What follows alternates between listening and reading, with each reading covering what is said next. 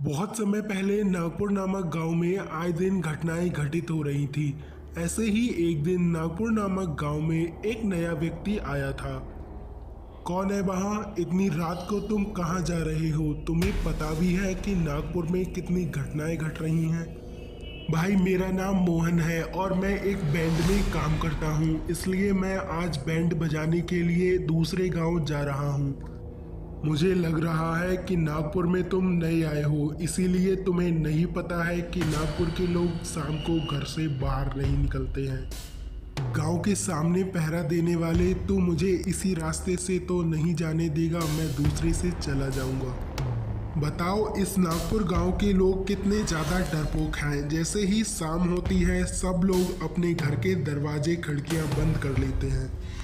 क्या बात है, इतनी रात को गांव में कोहराम कैसा मचा हुआ है? सरपंच जी, हमारे गांव में एक नया मोहन बैंड वाला आया हुआ है। उसको मैंने जाने से मना किया तो वह दूसरे रास्ते से चला गया और अभी तक घर वापस नहीं लौटा है।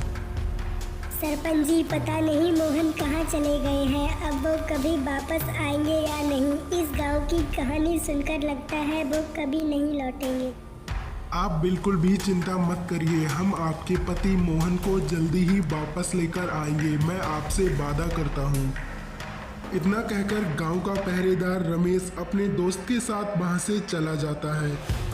रामू, मुझे तो लग रहा है हमारे गांव के बाहर जो नदी है उसी नदी में कोई शैतान रहता है जो लोगों को गायब कर रहा है।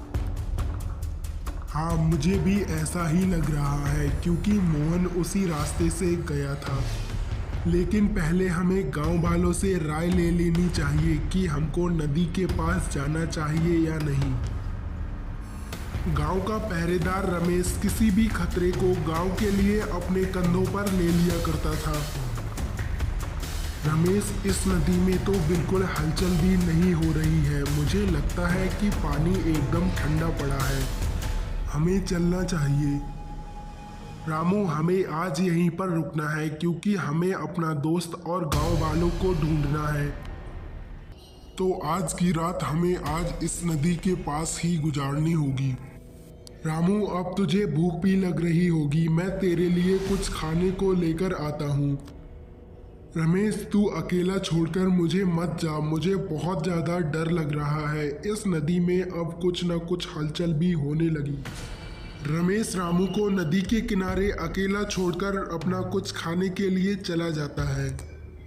कौन हो तुम? मेरे पास मत आओ, दूर रहो मुझसे, मेरे पास आने की कोशिश मत करो, बहुत दूर रहो मुझसे।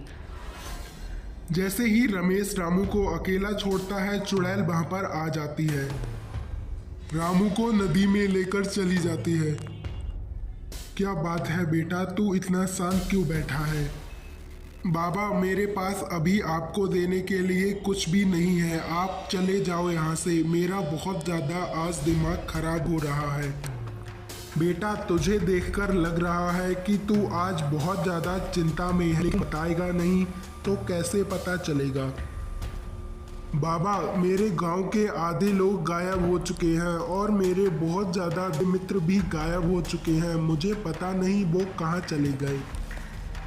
बेटा, तू यह तलवार लेकर उस नदी के किनारे चला जा जिस नदी के किनारे तेरा दोस्त गायब हुआ है। गांव का पहरेदार रमेश तलवार लेकर सीधा उसी नदी के किनारे चला जाता है और जैसे ही पहुंचता है उसे चुड़ैल वहीं मिलती है। रमेश चुड़ैल को आक्रमण करने का मौका नहीं देता है, उससे पहले आक्रमण और चुड़ैल को वहीं ढेर कर देता है। अब रमेश को अपना बहुत ज़्यादा प्रिय मित्र मिल चुका और जो मोहन उस रात गायब हो गया था, मोहन भी अपनी पत्नी के पास आ गया और दोनों खुश